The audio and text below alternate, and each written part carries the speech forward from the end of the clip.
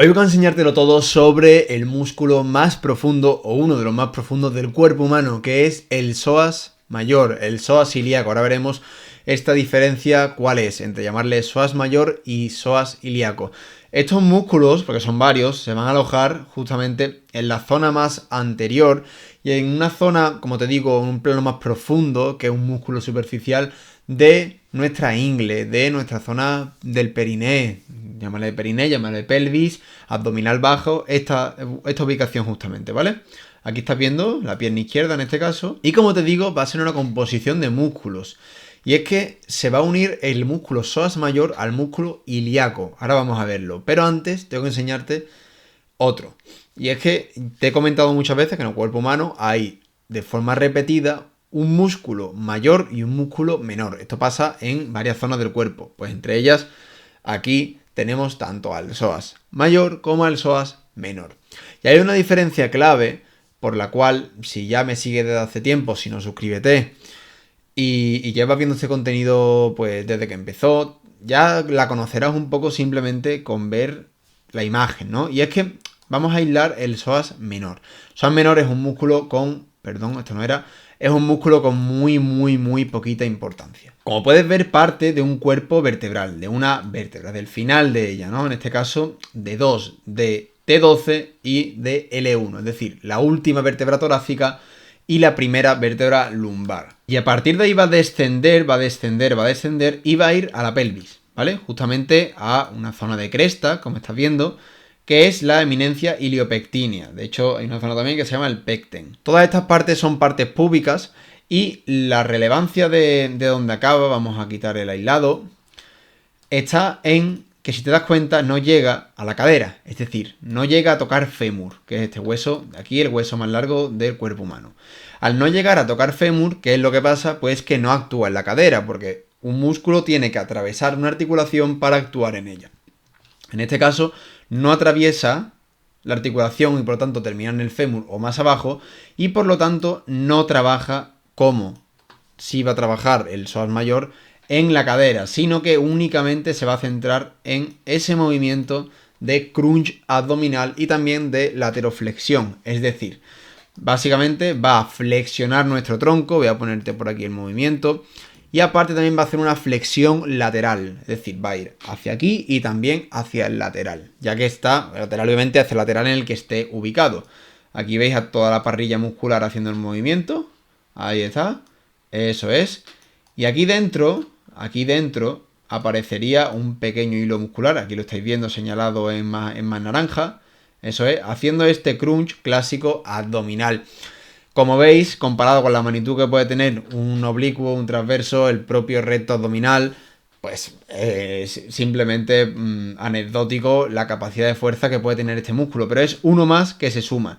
Y ahora vamos a pasar al grandote, ¿no? Al psoas mayor. Y el por qué es primero tan diferente al músculo al que acabamos de ver, al psoas menor, y sobre todo el por qué es tan importante, ¿no?, para el cuerpo humano, porque se incide tanto en el músculo psoas. Parte de una zona parecida. La diferencia entre la posición de origen del psoas menor y del psoas mayor, obviamente, es la amplitud de uno y la amplitud de otro. Fijaros en la amplitud que tiene esto. Y es que básicamente va a partir de las 5 vértebras lumbares. Y no solo eso, sino que para hacerlo un poquito más, para que aprendáis un poquito más sobre detalles anatómicos dentro de una vértebra, mira, vamos a poner esto así, ahí. Fijaros que la vértebra, ¿no?, tiene como unas alas. Aquí, ¿la veis, no? Una ala y otra ala. Estas son las apófisis transversas. Apófisis son resaltos que tiene el cuerpo humano en el cual hay una alta probabilidad que se vaya a enganchar algo, ya sea ligamento, ya sea tendón, ya sea origen muscular, lo que sea, ¿vale? Entonces aquí tenemos las transversas y esta grande que estás viendo es la apófisis espinosa, que es medianamente palpable desde, depende del tipo de cuerpo que tengas también, desde fuera, ¿no? En este caso desde la espalda.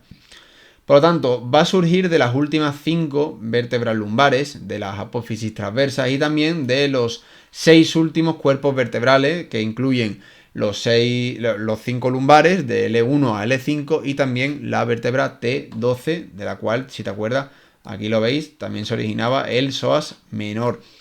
Y va a seguir más o menos el mismo recorrido que el psoas menor, lo que pasa que va a seguir. Es decir, no se va a parar aquí en la pelvis, sino que va a llegar hasta el fémur, como estás viendo. Y en el fémur se va a insertar, va a terminar en una especie de protuberancia ósea, de un resalto óseo, que es el trocánter. En el trocánter hay dos, ¿ok? Que esto es importante. El mayor, que ya estás dando cuenta que es este de aquí por la dimensión, y el pequeñito, a ver si por aquí se ve mejor, aquí el pequeñito, que es el trocánter menor, más interno. El mayor sí se puede palpar de una forma directa o por lo menos atisbar, mientras que el menor no se puede palpar porque está justo en la zona inguinal. Además es una palpación un poquito desagradable, ¿no? Vamos a dejarlo ahí. Además tiene toda esta capa muscular de aductores que impiden que realmente haya una buena palpación directa. Además, que para qué quiere llegar ahí, las cosas como son. Entonces, como te digo, es un plano muy profundo. Y esto es el psoas mayor. A ti te sonará más el nombre de psoas ilíaco y no tanto de psoas mayor.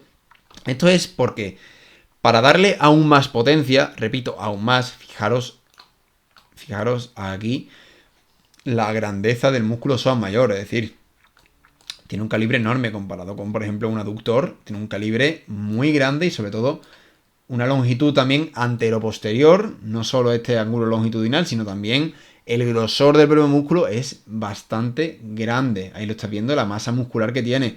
Y esta parrilla que tienes aquí, este músculo que se abre en abanico, que empieza en esta fosa ilíaca, ¿cómo se llama? Pues el músculo ilíaco.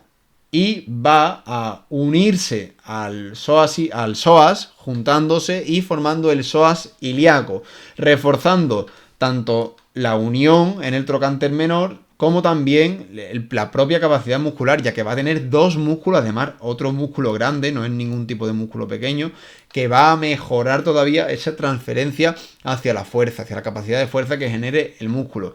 Entonces, ¿por qué es tan importante? Porque es el principal flexor de la cadera.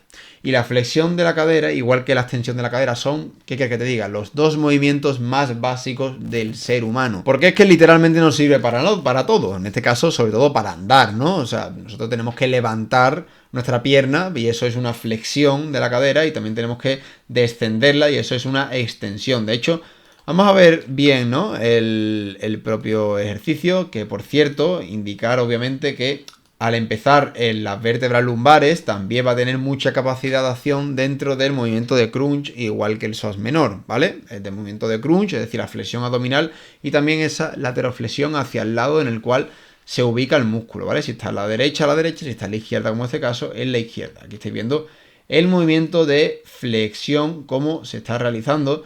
Y como te digo, es el principal. Hay otros, ¿eh? Aquí estás viendo toda la musculatura que ayuda a esta flexión, que es muchísima. Tienes tanto ilíaco como psoas, pero también tienes músculo sartorio, que es este de aquí, recto anterior del cuádriceps, músculo muy potente, uno de los 4 bastos del cuádriceps, el más grande, que llega hasta aquí. Como estás viendo, esto ya lo vimos en un vídeo anterior, por si te interesa, que es la espina ilíaca antero-inferior, una parte de la cresta ilíaca. Y también, fijaros, todas las parrillas de aductores, que también ayuda a esa flexión, y no solo eso, sino también cintilla tibial, tensor de la fascia lata. Como ves, es un ejercicio que es bastante cargante, pero también puedes observar que el músculo que empieza más por encima y por lo tanto tiene más ángulo de tracción dentro de la cadera es el psoas y el ilíaco.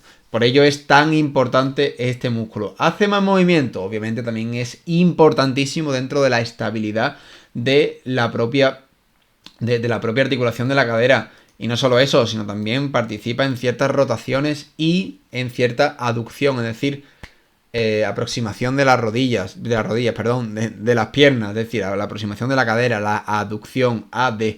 Que el otro día vimos un vídeo del Chocas que se confundía. Y en cuanto a la inervación y vascularización, pues prácticamente todo va a ser a partir de esas raíces lumbares. Entonces, esos nervios lumbares, sobre todo primero, segundo, tercero, van a ser los que inerven al músculo psoas en casi todo, ¿no? Aquí lo estáis viendo. Y a nivel vascular, pues tienen bastante aporte, también arterias y venas lumbares, pero también, por ejemplo, arteria y vena femoral en cierto punto también ayudan. De hecho, si te das cuenta, voy a añadir más capas de músculo. Esto es un detalle interesante, que es que todas estas, fijaros la que se lía aquí. O sea, aquí hay un tráfico tremendo, porque tenemos aquí ligamento inguinal. El ligamento inguinal aquí se señala en verde. Pues fijaros lo que protege debajo del ligamento inguinal, ¿no? Es de locos, porque tenemos el psoas, que es este de aquí, pero también tenemos vena y arteria femoral. Y no solo eso, también nervio femoral. Todo el paquete vasculonervioso que es trascendental para sobre todo la cara más anterior y medial de nuestro muslo y nuestra pierna completa, pues transcurre al lado de el propio psoas, para que veáis la importancia de también la zona en la que se encuentra. Y nada, espero que te haya gustado este breve resumen sobre todo lo que hay que saber sobre uno de los músculos más profundos del cuerpo humano. De hecho, dentro de los conocidos, el más profundo. Nos podríamos ir a un músculo más detallado que esté dentro de la columna, que sea simplemente un tensor de una zona, pero obviamente no es tan famoso. En este caso el psoas sí lo es. Espero que te haya gustado mucho el vídeo y recuerda que todos los martes y jueves, a lo mejor este jueves no lo sé, pero casi todos los martes y jueves, a eso de las 8 de la tarde hora española, subo vídeo analizando una parte del cuerpo humano. También puedes dejar en comentarios qué parte quieres y recuerda seguirme si te gusta la anatomía.